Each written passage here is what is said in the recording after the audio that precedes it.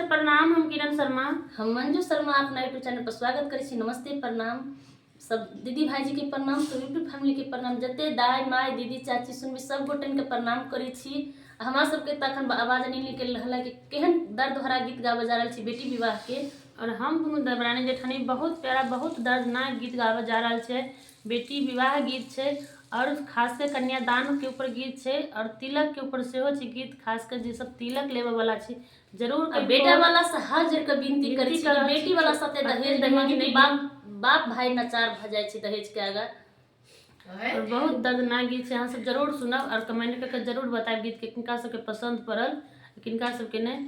खास कर सबके पसंदे पड़त गीत। बहुत प्यारा सा गीत जेना बेटा के पोसे छी ना बेटी के पोसा पड़े छै, जेना बेटा के पढ़ छै ना बेटी के पढ़बा पड़े छै। वही कोई के बेटा जन्म ले छै त कैला एहन दो भाग सोच देने छथिन कि बेटी के ऊपर दहेज लेल जाय छै, बेटा के ऊपर अखनो के दर पर बहुत जगह एहन बल्कि ना खास कर हमरा सबके गांव के आसपास में बल्कि कि मतलब शादी के 3 साल बाद हो लड़की के गला दबा के मार देलखिन ग कि दहेज के कारण बेटा एटा बेटी भेल छले सेहो भेल तब तकर बाद भी मार देलखिन। एहन नहीं करबाक चाहिए।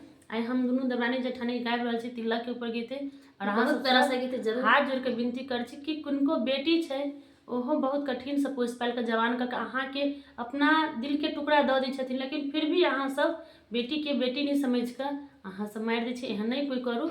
हाथ जोड़ के सबसे विनती करू। बेटी तोहरा